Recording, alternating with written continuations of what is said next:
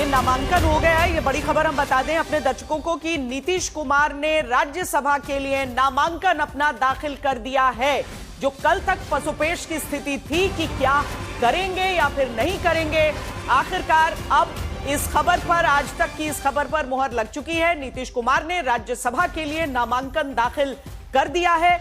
वहां से लौट आए वापस नीतीश कुमार और साथ में भारतीय जनता पार्टी के राष्ट्रीय अध्यक्ष जो कि पटना से ही हैं, नितिन नवीन, उनकी तरफ से भी राज्यसभा के लिए नामांकन दाखिल कर दिया गया है। अब आगे ज्यादा कठिन प्रश्न कि अगला कौन। नीतीश कुमार, अगर 9 मार्च को इसकी तस्वीर साफ होगी और सामने आएगा, नीतीश कुमार वैसे तो किसी भी तरह का कोई संशय हो नहीं सकता कि वो राज्यसभा नहीं पहुंचेंगे। नामांकन दाखिल करने तक की बात थी। अब 9 मार्च को अगर नीतीश कुमार राज्यसभा का रास्ता उनका क्लियर हो जाता है, उसके साथ ही बिहार का मुख्यमंत्री कौन, उसकी चर्चा, उसका फैसला अभी लेने की आवश्यकता, और ये इतना आसान नहीं होगा। सुजीत जी,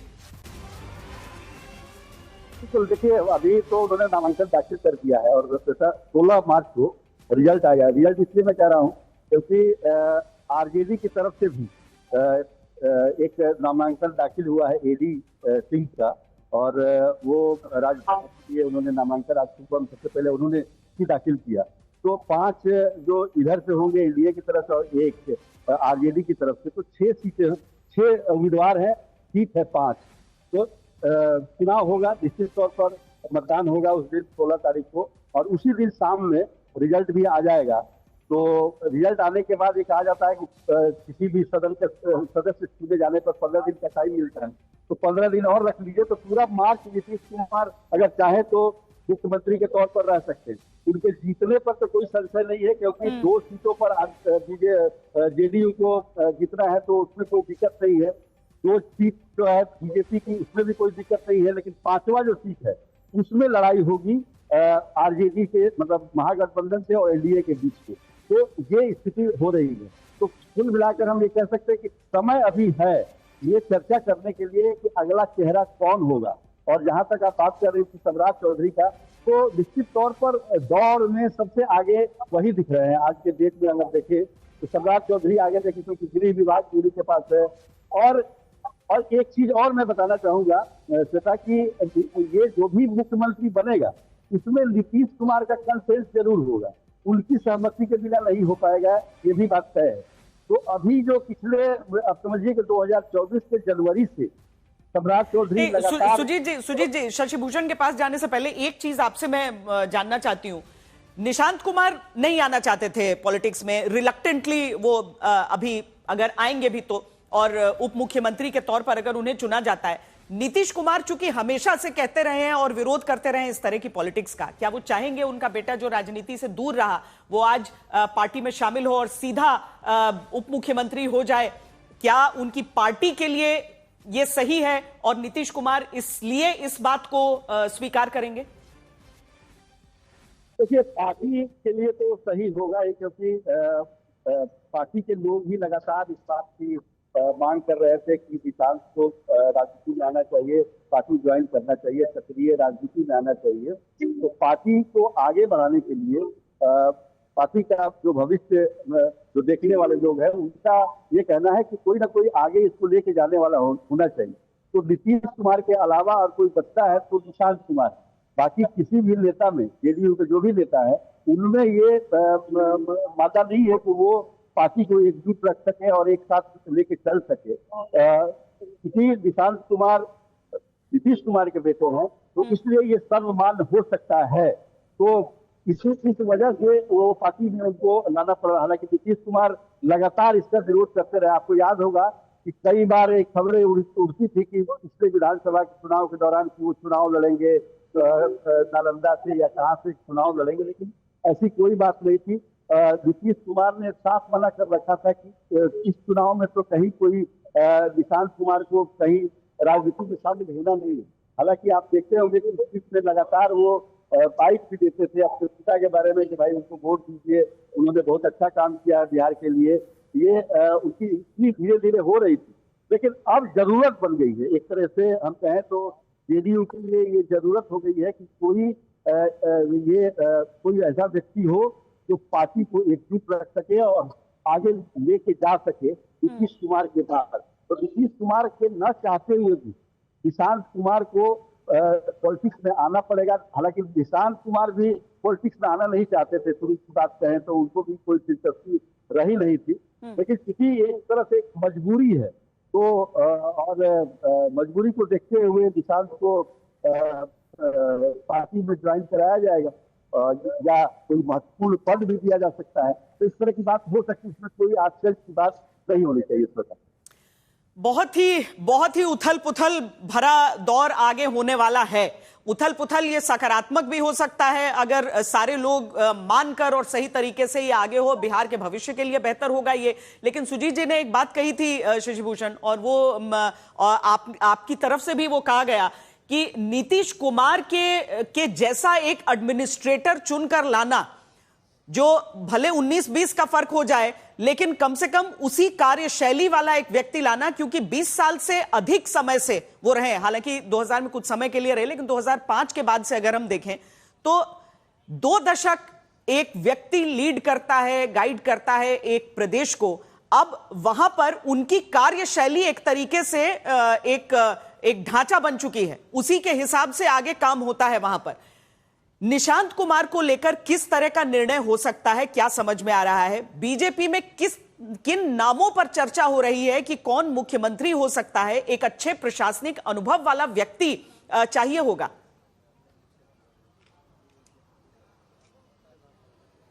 बिल्कुल चाहिए होगा, और सबसे बड़ी चुनौती नए मुख्यमंत्री के सामने तो यही होगी ना श्वेता, कि नीतीश कुमार से उनकी तुलना होगी। जीतन राम मांझी को नीतीश कुमार ने खुद बनाया, इसी रास्ते से लेके गए। 2014 के लोकसभा चुनाव के बाद इस्तीफा दे दिया, सीटें कम आई तो। लेकिन मांझी को जब तुलना हो लेगी जीतन राम मांझी की नीतीश कुमार से, तो फिर नीतीश कुमार को यह लगा कि नहीं, अब फिर मुझे रिटेन करना चाहिए, तो फिर उन्होंने फैसला बदला।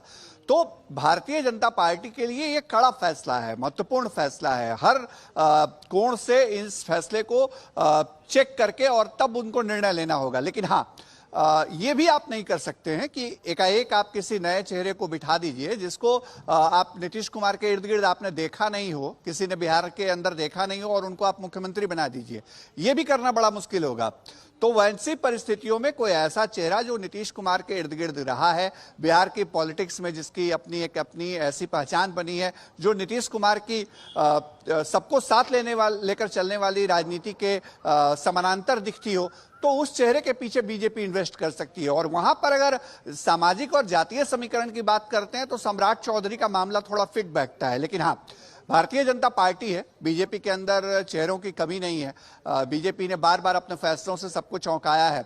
तो बीजेपी क्या फैसला करेगी ये तो हम नहीं बता सकते हैं, लेकिन हाँ, जो भी फैसला होगा उसमें बीजेपी 1-2 बातों का ख्याल जरूर रखेगी। पहला ये कि नीतीश कुमार के व्यक्तित्व या उनका जो गवर्नेंस का मॉडल रहा, उसी तौर पे कोई एकाएक बहुत बड़ा परिवर्तन करने वाला और नामांकन भरते हुए तस्वीर भी हम दिखा रहे हैं अपने दर्शकों को। एक तरफ सम्राट चौधरी खड़े हैं और दूसरी तरफ अमित शाह खड़े हैं, और नीतीश कुमार राज्यसभा के लिए अपना नामांकन दाखिल कर रहे हैं।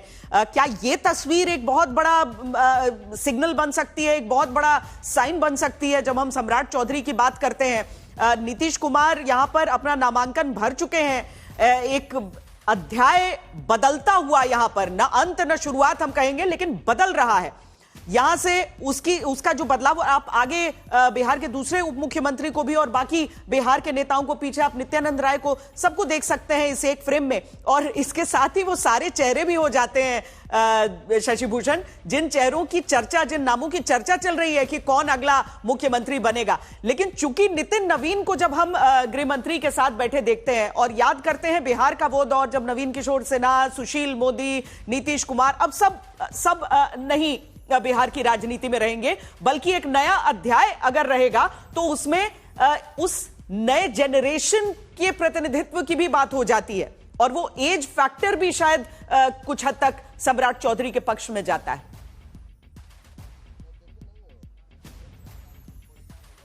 बिल्कुल जाता है। और देखिए, सम्राट चौधरी ने अपनी जो राजनीति है डिप्टी सीएम के तौर पे नीतीश कुमार के, उन्होंने किस तरह से डेवलप की।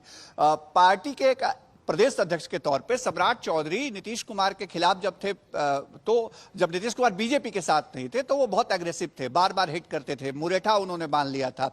लेकिन जब पार्टी ने कहा कि नीतीश कुमार के साथ आपको चलना है, उनके फॉलोअर के तौर पे, उनके डेप्यूटी के तौर पे साइन किया, सरकार बदली, गठबंधन बदला, तो उन्होंने उस भूमिका को निभाया।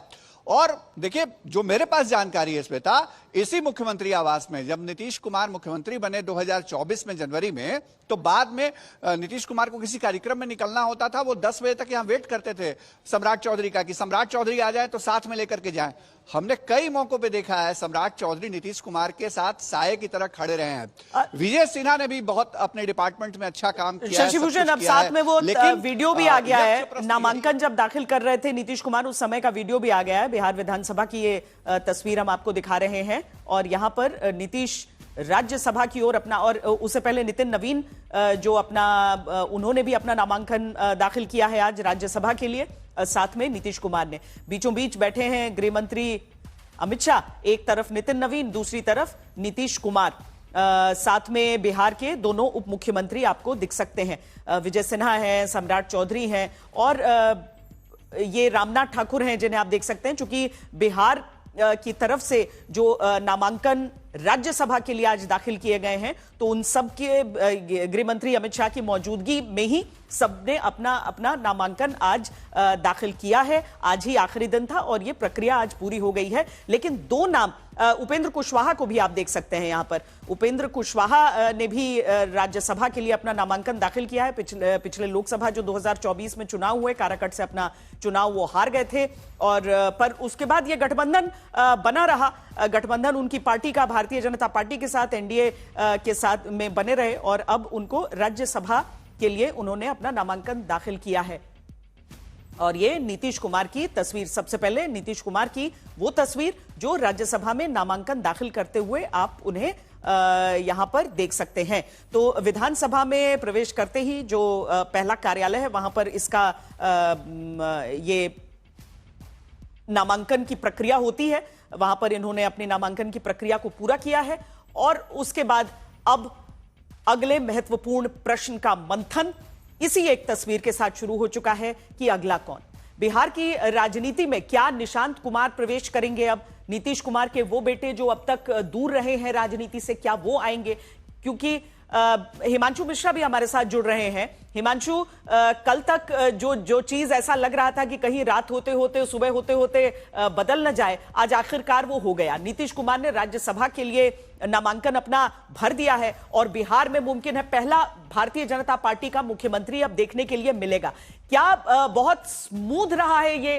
क्या ये मुश्किल रहा है? क्या नीतीश कुमार को मनाना पड़ा है या नीतीश कुमार वाकई खुद से चाहते थे कि राज्यसभा जाएं? 2020 में जब विधानसभा चुनाव के नतीजे आए थे और जेडीयू जो है 42 सीटों पे आई थी और भारतीय जनता पार्टी जो है वो 74 सीटों पे थी, तब नीतीश कुमार ने कहा था कि भारतीय जनता पार्टी का मुख्यमंत्री होना चाहिए। तब भारतीय जनता पार्टी ने उन्हें कहा था कि हम आपको सीएम प्रोजेक्ट करके जो है चुनावी मैदान में गए थे और अगर एनडीए को जीत मिली है तो उसमें आप का बड़ा श्रेय है, आपकी सीटें कम है लेकिन आप मुख्यमंत्री बनिए। और 2022 में नीतीश कुमार ने जो है वो एक बार पलटी मारी और आरजेडी के साथ गए, फिर 24 में उन्होंने दोबारा पलटी जब मारी और वो भारतीय जनता पार्टी के साथ आए और उसके बाद 25 तक वो मुख्यमंत्री थे। 25 के विधानसभा चुनाव में भारतीय जनता पार्टी को ये लगता था कि नीतीश को अगर मुख्यमंत्री, उनके नेतृत्व में तो चुनाव में लड़ा जाए लेकिन उनको मुख्यमंत्री के तौर पे प्रोजेक्ट नहीं किया। लेकिन बीच चुनाव में जब स्थिति की गंभीरता को समझा तो भारतीय जनता पार्टी के तमाम नेताओं ने नीतीश कुमार को जो है मुख्यमंत्री पद का उम्मीदवार भी बताया और कहा कि चुनाव नतीजे जब आएंगे तो नीतीश कुमार ही मुख्यमंत्री बनेंगे। और आप देखिए नवंबर में चुनाव के नतीजे आते हैं और उसके बाद आज क्योंकि मार्च है और मार्च में नीतीश कुमार रिजाइन करके राज्यसभा आ रहे हैं, तो एक तरीके से ग्रेसफुल एग्जिट जो है वो नीतीश कुमार को मिल रही है। वो राज्यसभा में भी रहेंगे और जब कैबिनेट रिशफल होगा 5 राज्यों के विधानसभा चुनाव के बाद, तो ये जाहिर है कि नीतीश कुमार एक बड़े पोर्टफोलियो के साथ प्रधानमंत्री नरेंद्र मोदी की कैबिनेट में जो है वो सम्मिलित भी होंगे।